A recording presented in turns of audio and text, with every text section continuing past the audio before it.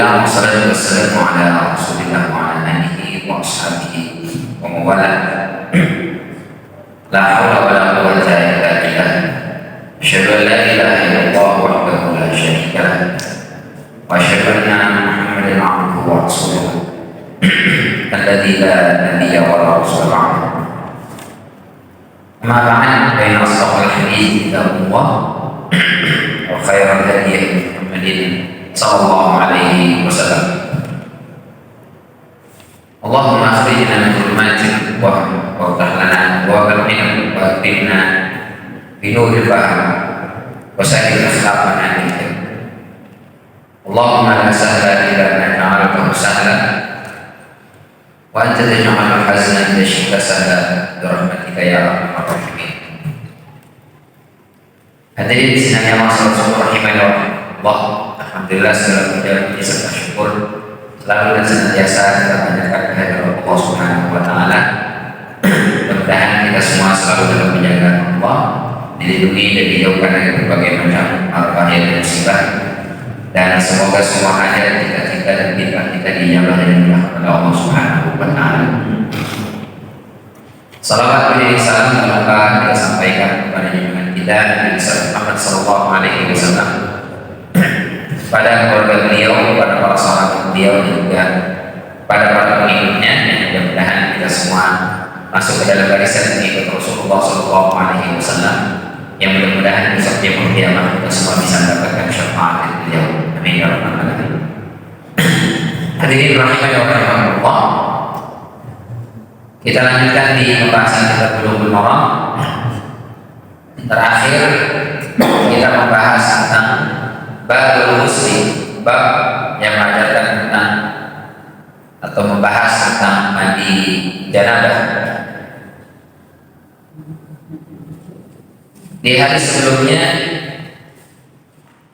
dari Abu Sa'id Al-Khudri radhiyallahu anhu bahwasanya Rasul sallallahu alaihi wasallam bersabda, "Ghuslu yaumil jum'ah wajibun 'ala kulli muhdatsin." Akhrajahu Sab'ah.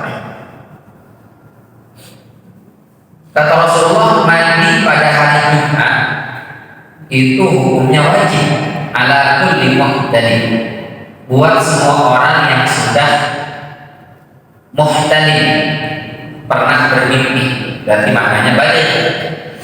Buat laki-laki balik, hadis ini menjelaskan bahwasanya mandi janabah sebelum dia sholat Jumatan itu hukumnya wajib. Hadis ini dikeluarkan oleh imam yang 7, akhrajahu Sab'ah. Berarti kalau imam yang 7 ada di Sahih Bukhari, ada di Sahih Muslim, ada di Musnadnya Imam Ahmad, dan ada di Ashabus Sunan Abu Dawud, Tirmidzi, An-Nasa'i, dan Ibnu Majah. Hadisnya menjelaskan kewajiban mandi sebelum sholat Jumat. Berarti kalau hukum mandi sebelum sholat Jumat itu wajib, kalau kita Jumatan nggak mandi, dosa dong. Repotnya, apalagi zaman sekarang kita berangkat ke kantor, berangkatnya karena sebelum subuh berangkat, nggak sempat mandi janabah, mandi biasa aja gitu. Nanti di kantor mungkin kita Jumatan atau di tengah jalan Jumatan nggak mandi, wah kalau wajib mandi kan. Maka kata para ulama, hadis ini pertama dinasakh dengan hadis selanjutnya. Yang kedua mengatakan kewajiban di sini itu maknanya ditekankan, sunnah muakkadah. Jadi al-amru lil wujub, segala bentuk perintah hukum asalnya wajib, kecuali ada qarinah, ada dalil-dalil lain yang menyebutkan bahwa kewajiban itu tidak masuk kategori kewajiban yang haram ketika ditinggalkan. Nah, di antaranya kemarin kita sampaikan ada hadis dari Samurah bin Jundab radhiyallahu anhu. Beliau berkata, qala Rasulullah sallallahu alaihi wasallam, telah bersabda Rasul sallallahu alaihi wasallam, "Man tawadda'a yaumal jum'ati fabiha." Barang siapa yang sebelum Jumatan hanya dengan wudu, itu udah sah. Itu udah boleh. Wa man igtasala fala ghuslu afdal. Tapi barang siapa yang sempat mandi janabah sebelum Jumatan, itu yang afdal. Hadis ini dikeluarkan oleh imam yang 5. Washasanahu at-Tirmidzi. Kalau imam yang 5 berarti minus Bukhari Muslim. Ashab Sunan Abu Dawud, Tirmidzi, Ibnu Majah, An-Nasa'i plus dengan Imam Ahmad. Berarti ada 5 kitab nih. Minus Bukhari dan Muslim. Nah, kata Rasulullah SAW dalam hadis ini, wudu aja itu desah, boleh apa. Tapi kalau dia mandi dulu sebelum Jumatan, itu yang afdal. Maka ada sunahnya. Sunah Jumat itu bersih-bersih, tong kuku, cukur rambut, apalagi cukur kumis. Saya bisa kumis ini sejahtera saya Ustaz. Itu perempuan mana melihat kumis saya bisa kelompok-kelompok. Nggak saya potong boleh ya? Boleh, nggak apa-apa. Bang Jack dari potong nggak apa-apa. Karena kumis itu sejahtera misalnya boleh, tapi kalau mau dipotong itu sunnah.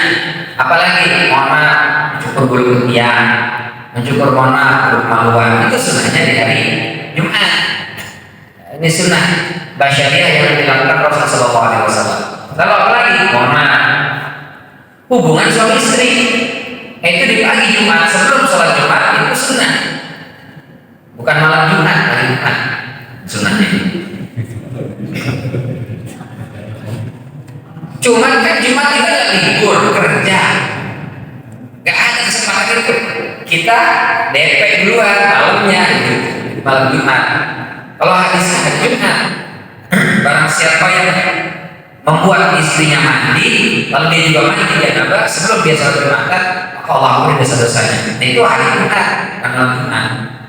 Cuma karena kita bukan libur, jadinya sunahnya kita majuin jadi malam.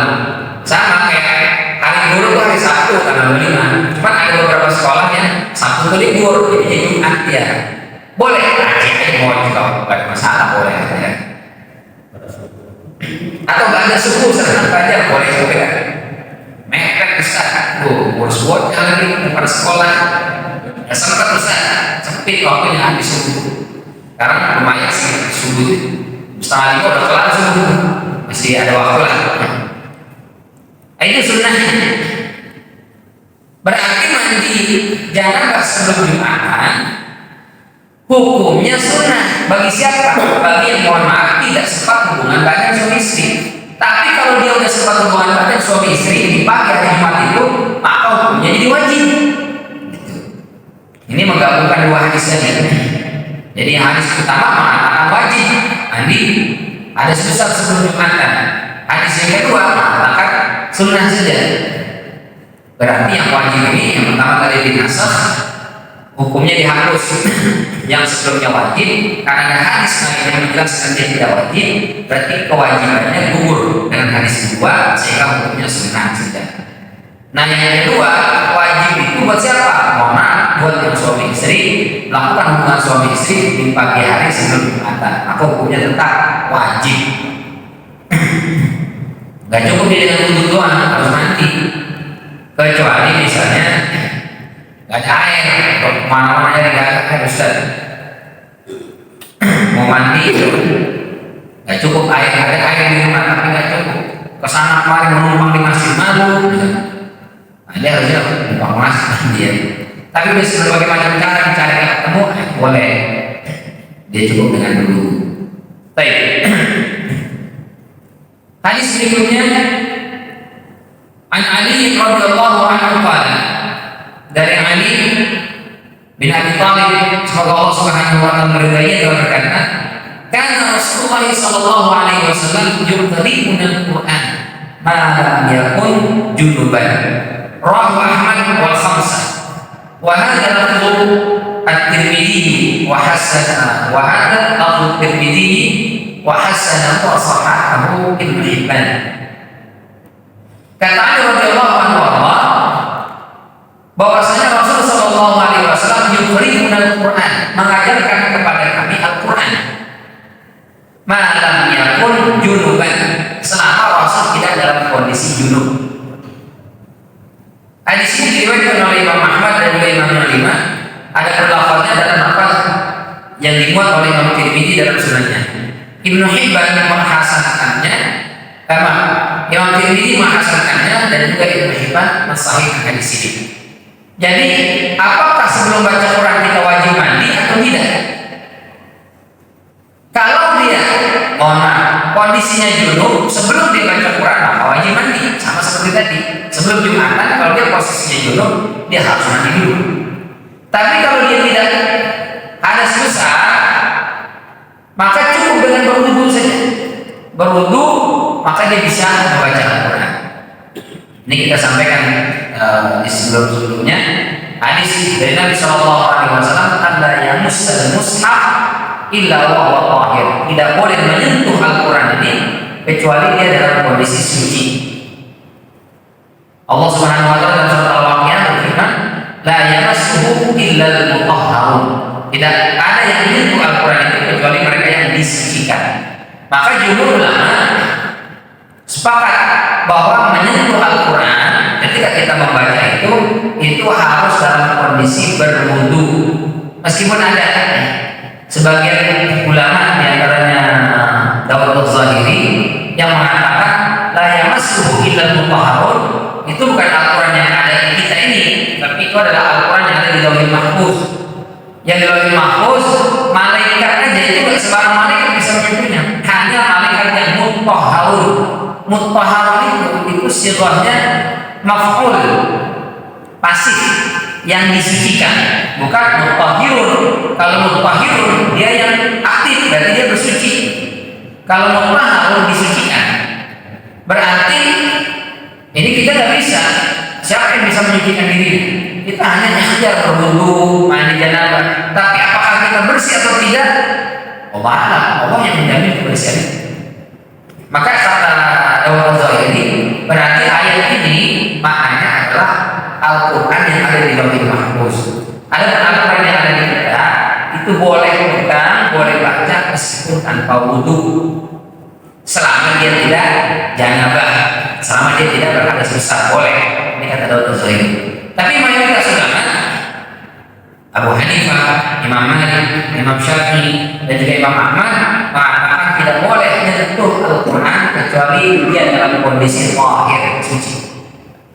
Mana pendapat yang kita ambil? Kalau kami lebih cenderung ikut pendapat jumhur ulama.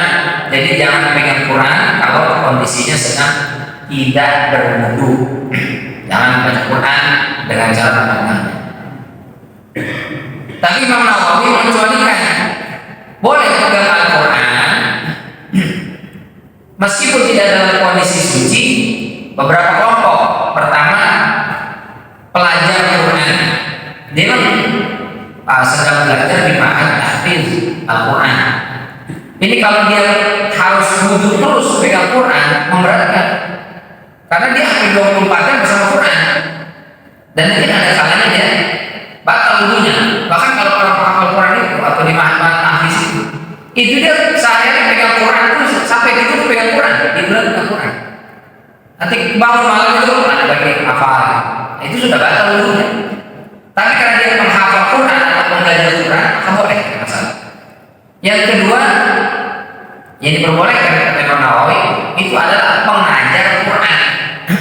Kalau tadi yang belajar, kalau sekarang pengajar, apalagi sekarang misalnya anak-anak perempuan ngaji, yang ngajarin itu adalah ustazah perempuan. Lagi datang bulan, gak mungkin seminggu perai dulu nih, libur tiap bulan, libur seminggu. Kamu kenapa gak ngaji? Ustazah aja lagi lampu merah katanya. Akhirnya nggak ngaji, ini karena dia pengajar Quran, kita diperboleh. Sebagian pendapat mengatakan diperbolehkan kita pegang baca Quran dengan cara pegang HP, karena di handphone kita ini ada aplikasi Al-Quran, model gimana ada, yang tulisannya ada warna-warninya, ada tajwidnya, ada yang terjemah kata, ada yang bisa bunyi kita ngikutin juga ada. Ya kita pencet dulu bunyi dia ngaji satu ayat kita ngikutin. Ada bisa diulang sampai 10 kali, 20 kali, berapa bisa. Nah ini boleh nggak kita baca Quran ini dari aplikasi di handphone dengan cara kita pegang meskipun tidak kondisi berwudu? Kata para ulama boleh, karena larangan itu adalah memegang Quran, bukan membaca Quran. Kalau kita baca lewat HP, yang kita pegang HP bukan Al-Quran, boleh. Sama seperti kita murojaah hafalan. Dia sedang menghafal Quran, terus dia murojaah ulang-ulang, batal wudunya, nggak apa-apa, lanjut, boleh. Karena dia sebagai orang yang membaca bukan memegang Quran. Jadi larangan itu adalah memegang. Nah, aplikasi di handphone ini tidak disebut Al-Quran kata para ulama. Ini disebutnya tetap HP. Al-Quran itu dia satu buku, di buku itu tertulis termaktub dari surat Al-Fatihah sampai surat An-Nas di satu buku ini, maka itu boleh. Sehingga tafsir tidak termasuk Al-Quran. Tafsir ada beberapa jilid, kita bawa ke tafsir, dia bukan Quran kata para ulama, sehingga boleh pegang. Tapi kalau Al-Quran terjemahan khilaf. Tapi pendapat yang paling kuat Al-Quran terjemahan, karena ini masih satu model itu, maka dia tetap masuk kategorinya Al-Quran. Jangan kita pegang, jangan kita baca sambil memegangnya kecuali dalam kondisi berwudu. Baik. Tapi tidak perlu mandi kecuali kondisinya junub. Nah, kalau junub ini bahkan di hadis ini bukan hanya pegang, membaca Al-Quran saja itu tidak dilakukan oleh Rasulullah SAW. Rasul tidak bisa menulis, tidak bisa membaca.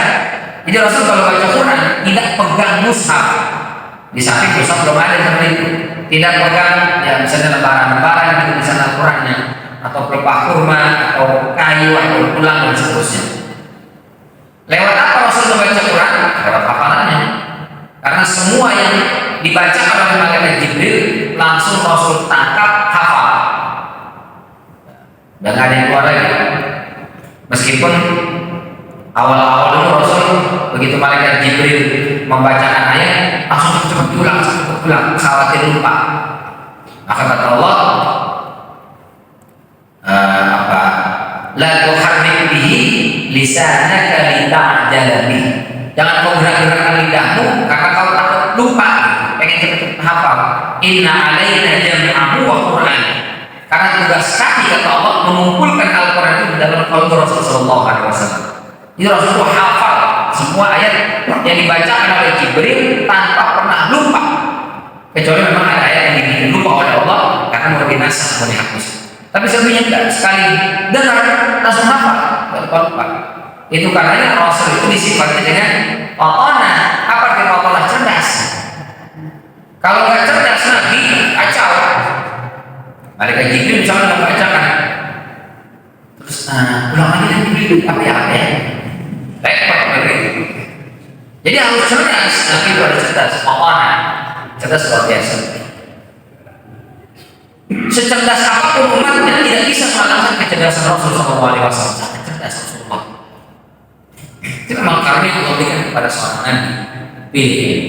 Bahkan di zaman itu banyak para sahabat itu yang dengar Quran sekali dengar langsung hafal. Sekali dengar hafal.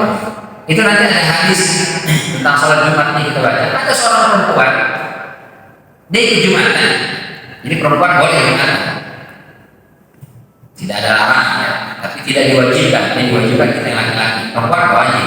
Tapi kalau ada perempuan mau ikut Jumatan boleh, selama ada tempatnya khusus buat perempuan. Jangan ikut nyampur sama laki-laki. Ya kacau apa deh. Mikir-mikir Pak, dulu Pak, sebelum Jumatan ada bosan boleh. Daripada di rumah, malah lumping sama di Jumatan aja. Itu nggak boleh kalau bisa disamakan dengan sama laki. Tapi kalau ada sama khusus perempuan, ada ruang khusus buat perempuan di Jumatan boleh. Nah nanti di hadis itu dijelaskan ada seorang perempuan dia hafal surat Qaf, cuman lewat dengar khutbah Rasul khutbah itu baca surat Qaf, itu nempel di dia Pak. Cerdas sih Pak. Khatib Jumatan baca ayat, kalau dia ditangkap, direkam, nempel, pulang dari situ hafal. Ayat Al-Quran cukup didengar sekali dengar di Jumatan, pulang langsung hafal. Kita jangankan ayat temanya aja kadang lupa. Udah selesai. Tadi orang ngomong apa ya? Iya artinya. Ini makanya lupa. Apalagi ayat apa aja dibaca orang. Bahkan ada yang nggak tahu sama sekali khotib ngomong apaan, karena sejak kali pertama azan itu langsung nggak tahu. Dulu sangat cerdas luar biasa. Orang Arab memang Allah titipkan otak-otak yang sangat cerdas. Dari dulu sampai hari ini dan sampai akhirnya, otaknya cerdas luar biasa, kuat sekali hafalan. Mereka itu menghafal nasab itu dia hafal. Para hamba ini mereka hafal nasab sampai Rasulullah, sampai ke Adnan, sampai ke Nabi Ismail, sampai ke Nabi Adam alaihissalam dihafal. Meskipun ada yang sahih, ada yang muttafaq alaih, ada yang mustahil, tapi itu dihafal sama mereka. Cerdas memang, masya Allah. Hafal Quran itu cepat mereka itu. Masih kecil 7 tahun, 6 tahun, 10 tahun hafal Quran itu mereka itu biasa karena otaknya luar biasa cerdas. Saya pernah cerita, saya punya kawan orang Sunda, dia punya paman. Waktu itu liburan kita diajak ke rumah pamannya. Pamannya seorang kontraktor yang kalau jalan raya itu di samping ada trotoar itu. Dia proyeknya itu masang-masang trotoar itu, bikin dan pasang.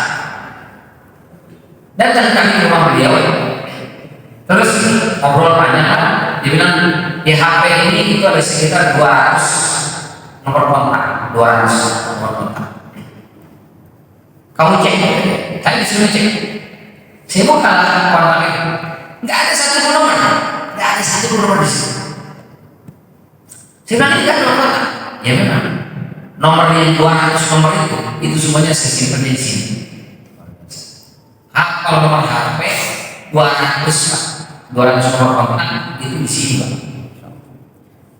Coba, saya bilang buktinya. Ditanya sama kawan saya.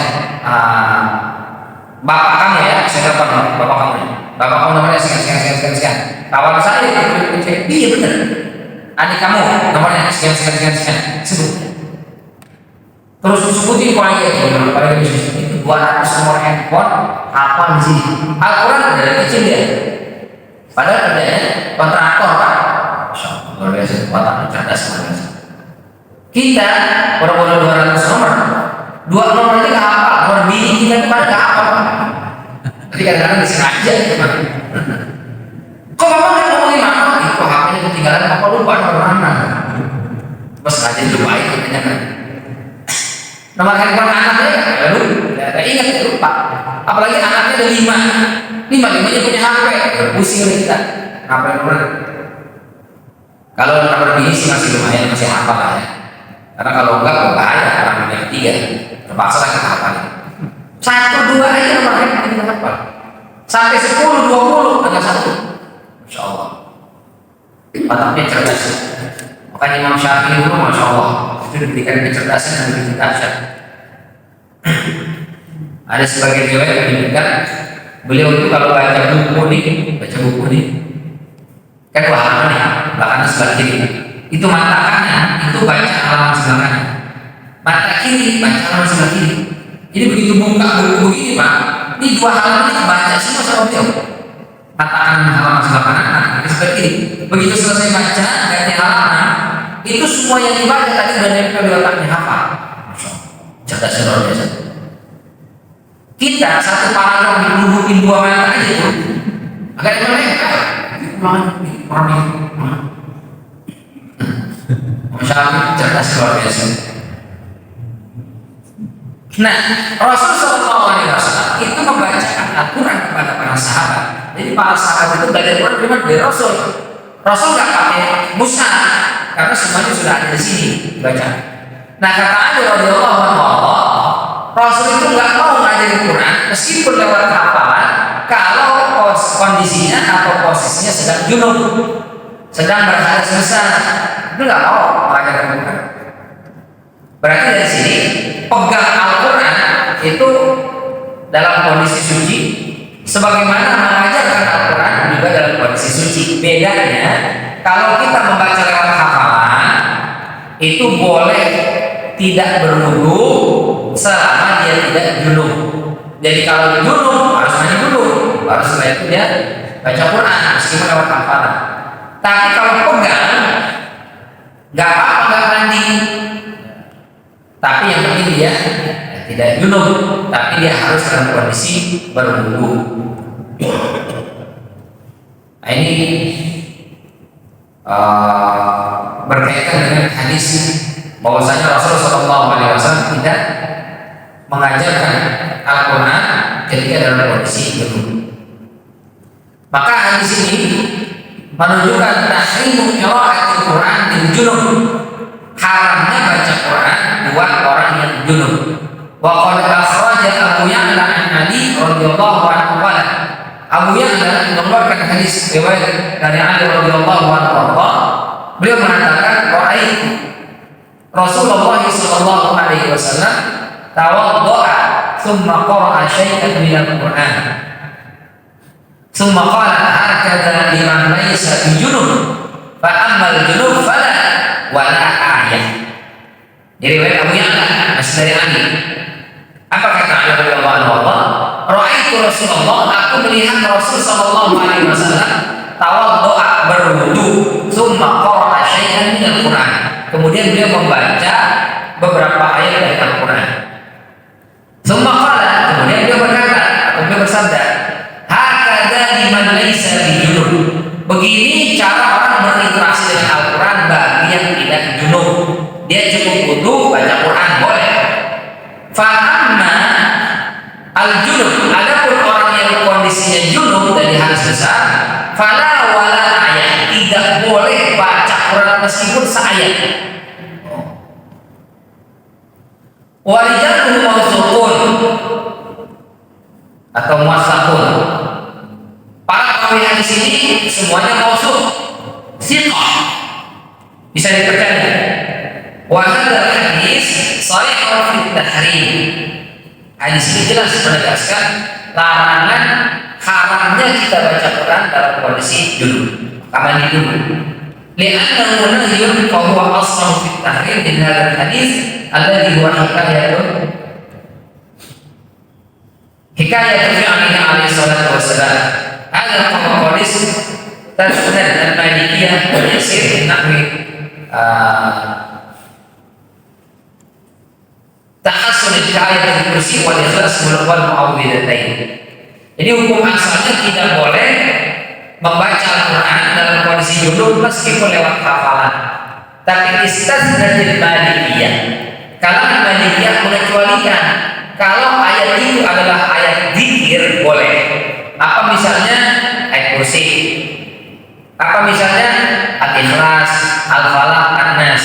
Sebelum tidur nih, dia misalnya mohon maaf habis hubungan suami istri, mau tidur mandi dulu kan males tuh. Besok aja Ustaz mandi sekalian subuh dah.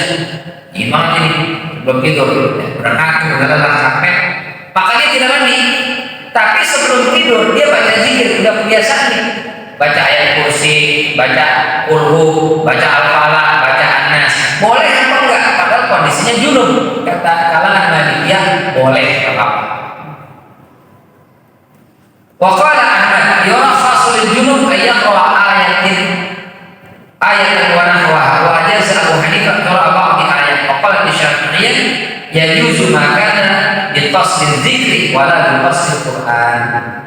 Kalau Imam Ahmad mengatakan ada keringanan kalau dibaca cuma 1-2 ayat boleh. Sementara Abu Hanifah lebih dari 1-2 ayat tidak boleh, selama dia tidak sampai 1 surat boleh.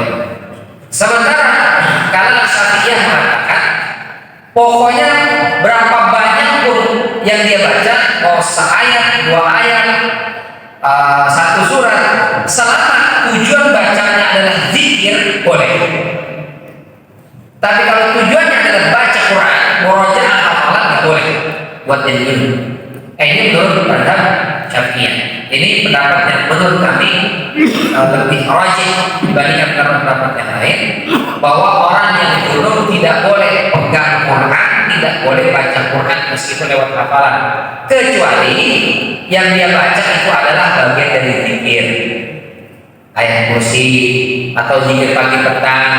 Misalnya sore hari pada asar, mohon maaf misalnya ya karena dari malam Jumat itu belum sempat, pagi habis subuh juga belum sempat, habis asar belum ada waktu nih, bukan suami istri, tapi dia belum ada tiga pagi petang, tanggung sekarang maksudnya jam 3-an, ke maghrib masih lama tuh, mandinya nanti aja sebelum maghrib gitu ya.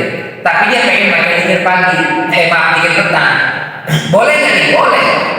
Nanti di zikir petang itu dia mungkin baca Fatihah, di situ mungkin dia baca surat Al-Baqarah ayatnya 5 ayat pertama, lalu pindah lagi ke ayat kursi, nanti pindah lagi ke akhir Al-Baqarah. Ini beberapa ayat tempatnya. Boleh nggak dibaca? Katakanlah misalnya boleh, karena kita baca ayat Al-Quran itu bukan untuk membaca Quran, tapi untuk zikir pagi, zikir petang, atau misalnya zikir sebelum tidur boleh. Kalau nggak boleh, nah itu khawatir nanti orang jadi kagak pada baca zikir pagi, petang, tidak baca zikir sebelum tidur. Kenapa? Karena dia kondisinya junub. Ini keringanan dan kemudahan. Nah ini menunjukkan betapa mulianya Al-Quran. Meskipun dia kertas, ditulis dalam bentuk kertas ini, tapi karena di situ ada Al-Quran, Al-Quran itu kalau Allah sesuatu yang mulia yang agung, maka tidaklah sesuatu apapun itu ketika dia bersentuhan dengan Al-Quran kecuali akan tertulang kemuliaannya. Dia memang kertas, sama kertas ini, sama kertas buat bungkus nasi uduk misalnya, tapi beda. Kenapa? Karena di kertas itu ada tulisan kalam Allah, ayat Allah. Di situ ada Al-Quran, maka kertas ini menjadi mulia. Pegangnya saja harus berwudu, bacanya tidak boleh dalam kondisi junub. Maka nggak benar ada orang-orang yang pemikirannya liberal. Dia mengatakan Al-Quran yang suci itu yang di Lauhul Mahfuz. Ada Al-Quran yang ada sama kita itu kertas biasa. Kertas itu ya sama dengan kertas yang lain. Dia boleh diinjak, dia boleh dilempar, dia boleh dibuang, dia boleh dirobek dan seterusnya. Nah ini bermasalah orang seperti ini ya. Bahkan dulu sih, sekarang saya benar-benar enggak. Dulu sampai ada seorang dosen yang dia jatuhkan Al-Quran, dia injak dengan kaki. Padahal Muslim. Alhamdulillah. Kenapa? Dia tidak memahami kemuliaan kita baca Al-Quran. Kita baca Quran saja ada adabnya. Itu Al-Quran jangan kita letakkan sejajar dengan dengkul, apalagi di bawah dengkul, di atas. Ini adab. Apalagi kita dalam kondisi berwudu, pegang pakai tangan kanan, dalam kondisi duduk menghadap kita. Meskipun sah, kita kalau di rumah misalnya baca Quran, pakai kaos doang, singlet, terus sambil selonjoran di sofa sambil selonjoran kita baca Quran, boleh apa enggak? Kata para ulama boleh. Kalau dia di rumah, tapi kalau di masjid selonjoran sambil singletan doang, apalagi misalnya celananya tanda pendek, boleh. Dia tidak menghormati tempatnya. Tapi kalau di rumah nggak ada orang di situ cuma dia doang, boleh. Termasuk misalnya seorang perempuan, boleh nggak membaca Quran tanpa menutup aurat? Boleh. Ibu-ibu di rumah misalnya dia gerah luar biasa, terus pengen baca Quran, tapi kondisi gerah, dia nggak pakai kerudung, dibuka jilbab itu di kamar tapi atau di rumah nggak ada orang-orang ajnabi, nggak ada orang asing, nggak ada orang luar, boleh atau nggak boleh? Nggak apa-apa. Hukum asalnya boleh. Tapi kalau dia berwudu, lalu setelah itu dia pakai kerudung, dia duduk menghadap kiblat atau pakai mukena menutup aurat, itu yang afdal. Tapi kalau dia sudah berwudu meskipun tidak menutup auratnya, kata para ulama boleh sebenarnya. Boleh. Termasuk kayak kita juga tadi sambil tiduran, sambil baca Quran, boleh apa? Tapi itu tidak termasuk adab yang mulia terhadap kitab suci Al-Quran. Nah, di sini menjelaskan kepada kita tentang betapa mulianya kalamullah. Jadi untuk baca Quran itu nggak sama dengan baca Quran, nggak sama dengan baca hadis, tidak sama dengan baca buku biasa. Dia ada adab, ada etika, dan Rasul larang orang membaca Quran baik secara teks ataupun secara hafalan kalau dalam kondisi tidak suci dari hadas besar.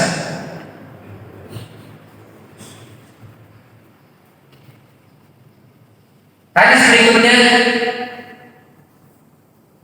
An Abi Sa'id Al-Khudri radhiyallahu anhu qala, dari Abu Sa'id Al-Khudri semoga Allah Subhanahu wa taala meridhoinya, telah berkata, qala Rasulullah sallallahu alaihi wasallam, telah bersabda Rasulullah sallallahu alaihi wasallam, idza ata ahadukum ahlahu thumma arada an ya'uda falyatawadda bainahuma wudu'an.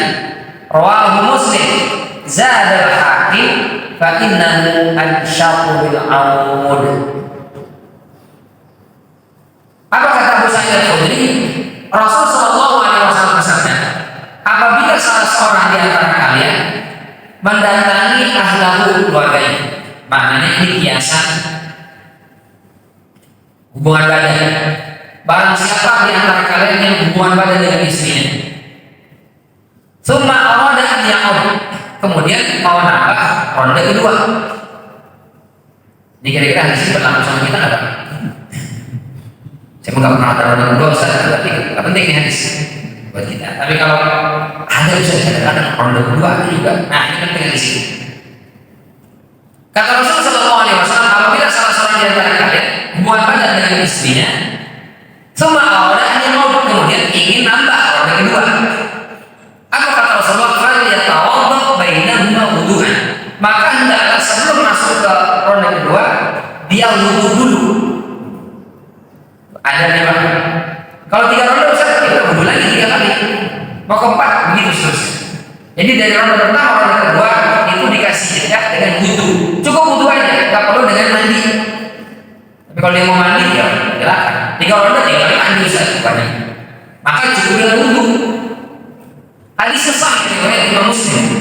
Imam Al-Hakim menambahkan, kata Imam Al-Hakim, dalam riwayat Imam Al-Hakim ada tambahan fa'innahu ansyaqu bil 'aud, karena dengan berwudu itu lebih menambah semangat lagi, kebugaran lagi, dan juga menambah semakin fresh lagi. Maka dengan berwudu. Jadi, mohon maaf, cuci kemaluannya harus setelah itu berwudu, harus setelah itu silakan kalau mau nambah. Kalau yang mau nambah, kalau enggak ya udah cukup, selesai selesai tidur. Tapi kalau mau nambah, ini ada kayaknya udah nggak ada nambah Ustaz mulu Ustaz kok kemarin tahu iya. Sekarang sudah seminggu sekali jadi syukur Ustaz. Jangan lah ya, seminggu sekali jadi. Ada cuma doa yang saya bisa.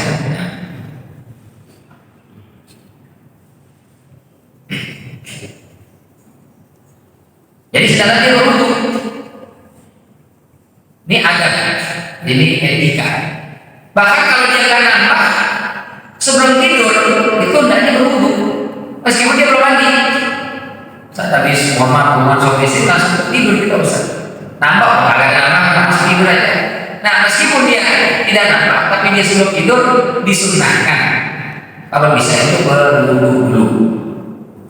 Supaya apa? Supaya kita tidur itu dalam kondisi berwudu. Nah, itu afdal.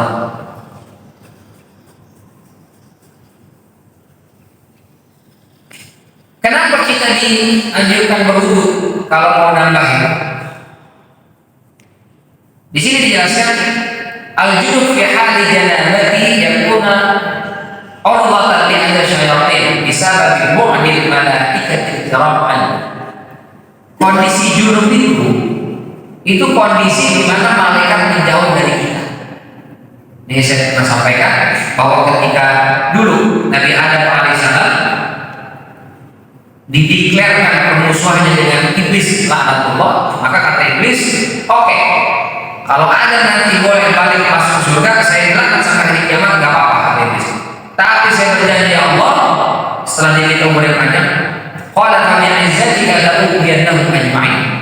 Dengan kemuliaan ya Allah, semua anak keturunan Adam akan aku bikin sesat, akan aku goda, akan aku rayu, akan aku perdaya supaya mereka jadi teman aku besok di neraka. Bagaimana caranya? Dengan berbagai macam cara. Di antaranya kata iblis, tidaklah terlahir anak Adam kecuali aku akan melahirkan anakku yang akan nemenin dia 24 jam. Setan. Jadi setiap kita itu ada. Lalu sahabat bertanya, ya Rasulullah, ya Rasulullah, wala hatta saya juga sama. Ada jin atau setan yang ditugaskan oleh iblis untuk menyesatkan beliau. Illa qad a'ani Allah, qad a'ani Allah. Tapi Allah sudah tolong saya. Setannya ini, jinnya ini, qad aslama, sudah masuk Islam.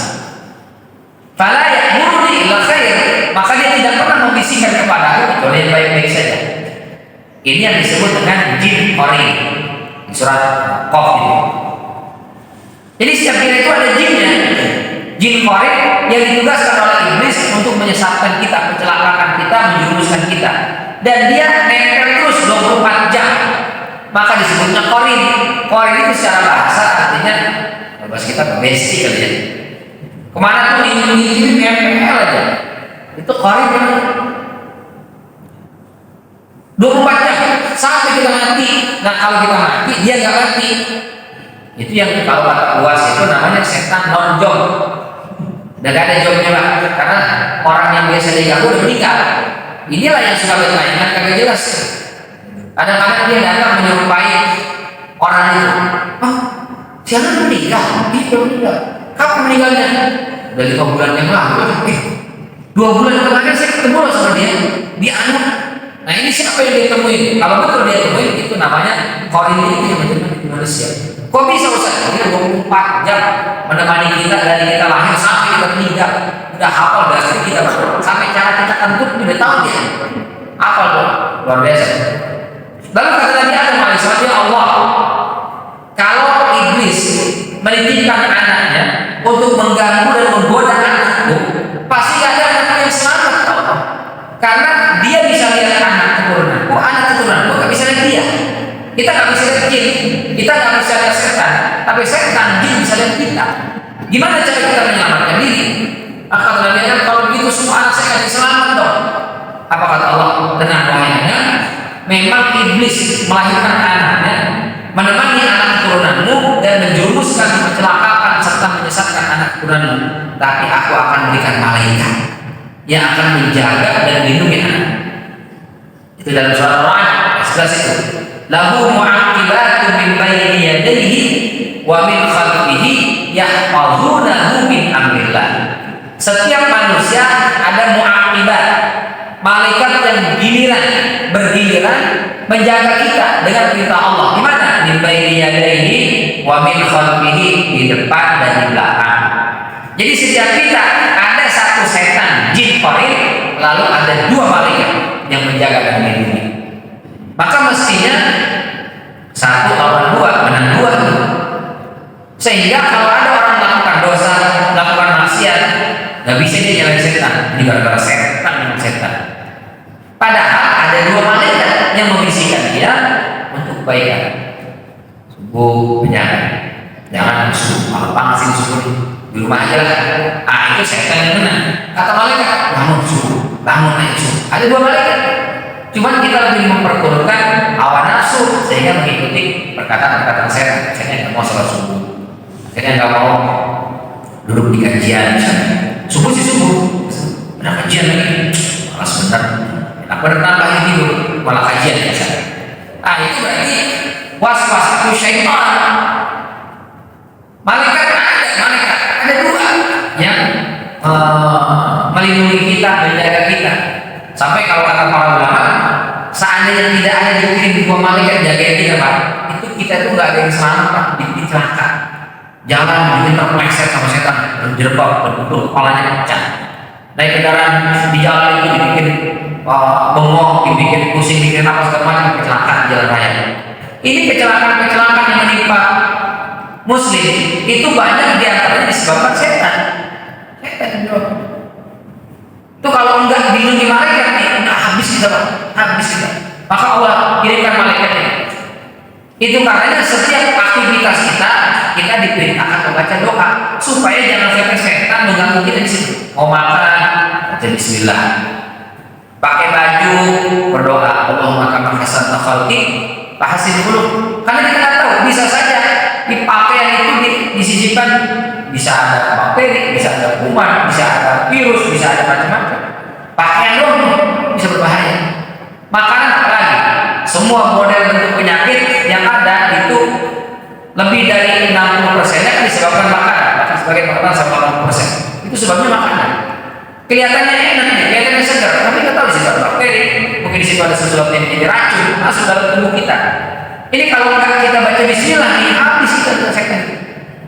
Di perjalanan, di jalan raya kita tahu jalan raya itu pembunuh nomor wahid di atas muka bumi.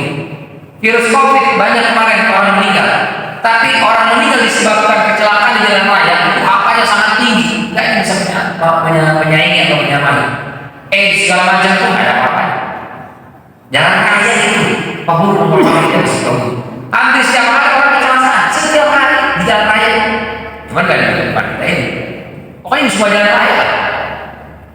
Nah, setan itu selalu berusaha untuk mencelakakan kita, jadi bikin bengong, dibikin terburu-buru, ngebut, akhirnya nabrak orang, nyerempet segala macam. Itu makanya sebelum kita melakukan perjalanan diajarkan baca doa. Kalau yang panjang, Allahu Akbar, Allahu Akbar, Allahu Akbar, Allahu Akbar, bahasa apa ya? Subhanalladzi sakhkhara lana hadza wa ma kunna lahu muqrinin wa inna ila rabbina lamunqalibun. Allahumma inni as'aluka bi satri hadza birra wa taqwa wa min al-amali ma taqwa. Dan seterusnya panjang. Biasanya kita nggak hafal itu. Biasanya kita baca itu kalau lagi umrah. Umrah itu baru biasanya dibimbing sama ustaznya. Tapi kalau lagi biasa-biasa begini, biasanya jarang kita baca itu, panjang doanya. Ada yang pendek. Bismillahirrahmanirrahim. Tawakkaltu 'alallahi la haula wa la quwwata illa billah. Itu kita baca. Perjalanan itu kita baca. Ini mah bismillahirrahmanirrahim tawakkaltu 'alallah. Kalau bisa baca. Enggak bisa bismillahirrahmanirrahim tawakkaltu 'alallah, minimal bismillah. Baca bismillah artinya. Kata Rasulullah SAW, kita baca bismillah karena ha'an musyayatin. Setan langsung pada minggir dari jalan itu. Sehingga Allah selamatkan. Baik. Jadi setiap kita itu ada setan dan ada dua malaikat. Setannya satu, malaikatnya dua. Setiap kita. Cuma bedanya, setan itu dia bisa 24 jam menemani kita. Sementara malaikat ada beberapa tempat dan kondisi dia akan nemenin kita. Kapan itu? Pertama, kalau kita masuk kamar mandi. Kita masuk toilet tuh, masuk kamar mandi. Itu malaikat, dua malaikat yang biasa nyertai kita, gak ikutan, dia dulu di luar. Setan ikut masuk ke dalam.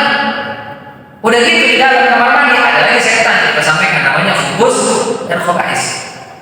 Itu karena yang banyak terjadi kecelakaan di kamar mandi, ada yang terpleset, ada yang terpingsan, ada yang penyebab segala macam lah di kamar mandi. Ada yang bermaksiat di kamar mandi. Ini kenapa? Karena malaikat tidak ikut kita dalam. Karena ini tempatnya kotor, malaikat tidak ikut. Malaikat itu suci, bersih, tidak ada di tempat-tempat yang kotor. Makanya kalau kita masuk ke toilet, kita baca doa supaya dilindungi dari setan, karena malaikat tidak ikut melindungi kita. Yang kedua, malaikat tidak menemani kita kalau kita masuk ke kamar tidur. Kita masuk ke kamar tidur nih, itu malaikat tidak ikut, Pak. Malaikat nunggu di depan pintu. Setan ikut dia ke dalam. Itu bedanya. Itu karena yang kalau kita hubungan suami istri dianjurkan baca doa. Allahumma jannibna syaitan wa jannibi syaitan ma razaqtana. Ya Allah, jauhkan kami dari setan dan jauhkan setan dari apa yang kau rizkikan kepada kami. Maksudnya kalau dia hubungan itu terus Allah karuniakan anak, ambil istrinya, anaknya ini dijauhi dari gangguan setan.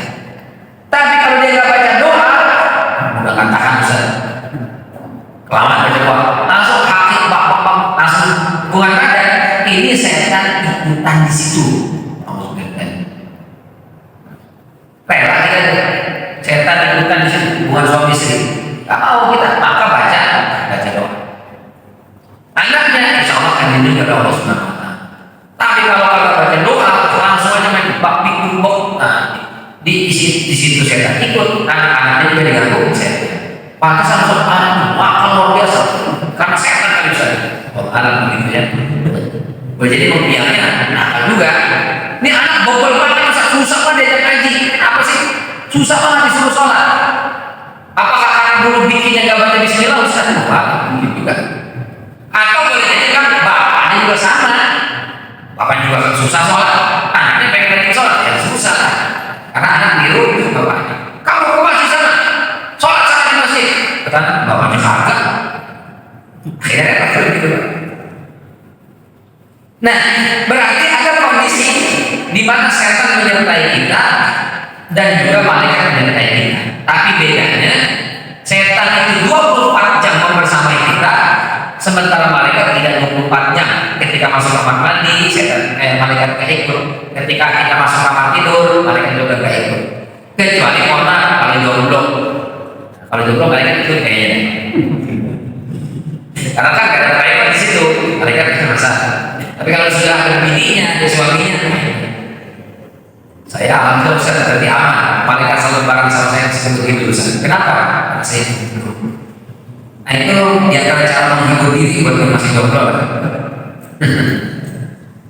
Nah ketika junub, kondisi junub itu malaikat menjauh dari kita karena kondisinya junub, kondisinya kotor, hadasnya hadas besar, maka malaikat menjauh. Gak mau dengar. Setan justru demen. Setan itu demen sama yang kotor-kotor. Setan itu demen sama yang bau. Makanya mohon maaf kita sampaikan kemarin itu tentang ada di qada'il hajah itu orang yang mohon maaf kalau kencingnya gak beres cekoknya itu setan akan membersamainya dimanapun dia berada karena setan benar-benar sama yang jorok. Berarti di perindahan banyak setan Ustaz karena di jorok kan makannya mok-mok itu mau malam kali itu ya. Tapi Rasul mengatakan setan itu demen sama yang kotor-kotor sama yang jorok-jorok termasuk orang yang kondisinya junub. Nah hadis ini kenapa Rasulullah SAW perintahkan kita berwudu meskipun belum mandi, maka minimal supaya setan juga menjauh dari kita, malaikat jangan jauh-jauh dari kita. Kita memang berhadas besar karena hubungan badan suami istri, tapi dengan berwudu itu yukhaffif, meringankan itu sehingga malaikat tetap ada bersama kita, setan yang menjauh. Karena tadi sebelum hubungan badan, kalau nggak baca doa, malaikat menjauh, setan mendekat. Kalau kita baca doa, dua-duanya menjauh tuh. Malaikat jauh, setan pun jauh. Ketika hubungan suami istri kita baca doa, malaikat jauh, setan jauh. Nah, selesai itu, setan balik lagi, malaikat belum. Karena kita masih kondisinya junub, setan mendekat. Maka Rasul perintahkan, summa arada an ya'ud falyatawadda. Kalau dia mau nambah, dia berwudu supaya setan jauh lagi. Masya Allah ya. Rasul mengajarkan kepada kita. Kelihatannya hal ini tabu. Ngomongin tentang hubungan suami istri, ngomongin tentang jima dan seterusnya. Tapi hakikatnya Rasul SAW ingin mengajarkan kita bagaimana cara kita terlindung dan terhindar dari gangguan setan. Bahkan pada hal-hal yang tidak tabu, Rasul ajarkan. Jadi takhfiful janabah berwudu, meringankan junub itu dengan cara berwudu supaya apa? Malaikat mendekat, setan juga menjauh. Li'annahu taharatun sughra, karena berwudu itu adalah hadas kecil lah kalau bahasa kita ya. Dia meringankan tuh, junub itu dia hadas besar, dengan wudu minimal dikhaffif, meringankan. Li'alla yuhram barakatu suhbatil malaikah, supaya jangan sampai keberkahan ditemani dan diiringi malaikat menjadi hilang lantaran kita junub. Fafil hadis ada sebuah hadis yang menjelaskan salah satu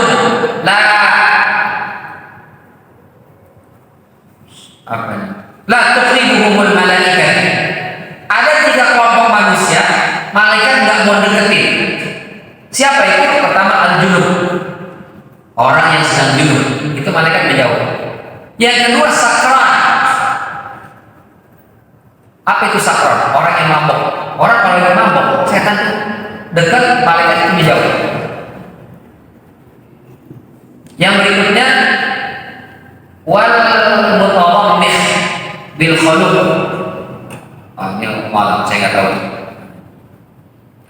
Baik, jadi hadis ini menjelaskan kepada kita agar meskipun kita dalam kondisi junub, tapi malaikat tidak menjauh, setan justru yang menjauh, malaikat mendekat, maka khafif, ringankan itu junub itu dengan berwudu. Sebelum tidur wudu dulu, kalau mau nambah wudu dulu. Walil arba'ah, dalam riwayat yang 4 berarti asal sunnah. An Aisyah radhiyallahu anha dari Ibunda Aisyah semoga Allah meridhoinya telah berkata, kana Rasulullah sallallahu alaihi wasallam wa yanamu wa huwa junubun min ghairi an yamassama wa huwa ma'lul. Ada hadis riwayat Ibnu Aisyah bahwasanya Rasul sallallahu alaihi wasallam pernah tidur dalam kondisi junub tanpa menyentuh air sedikit pun. Hadis ini meskipun dia ada ilat, ada kecacatan, tapi menunjukkan bahwa mandi setelah hubungan badan itu hukumnya wajib, tapi tetap boleh kita tidur tanpa mandi dulu, boleh, tidak berdosa. Tapi kalau dia berwudu dulu itu afdal. Baik, ini yang bisa kita bahas barangkali di kesempatan pagi yang mulia ini tentang babul ghusli, bab yang menjelaskan tentang mandi. Insyaallah kita akan lanjutkan di pertemuan yang akan datang dengan masih pembahasan di bab yang sama. Mudah-mudahan bermanfaat. Semoga Allah Subhanahu wa taala selalu bantu kita memahami syariat agama ini dan kita dibantu mengamalkan dalam kehidupan kita sehari-hari sehingga hidup kita penuh dengan keberkahan dan keselamatan. Selamat dijauhkan dari berbagai macam mara bahaya dan musibah, baik mara bahaya dan musibah di dunia ini, dan terlebih lagi Allah selamatkan kita dari berbagai macam mara bahaya dan musibah di yaumul mahsyar kelak insyaallah. Mudah-mudahan bermanfaat. Terima kasih atas segala perhatian. Mohon maaf apabila ada kekeliruan dan kekurangan. Kita tutup dengan hamdalah dan kafaratul majlis. Alhamdulillahirabbil alamin. Subhanakallahumma wa bihamdika asyhadu an la ilaha illa anta astaghfiruka wa atubu ilaik. Wabillahi taufiq wal hidayah. Wassalamualaikum warahmatullahi wabarakatuh.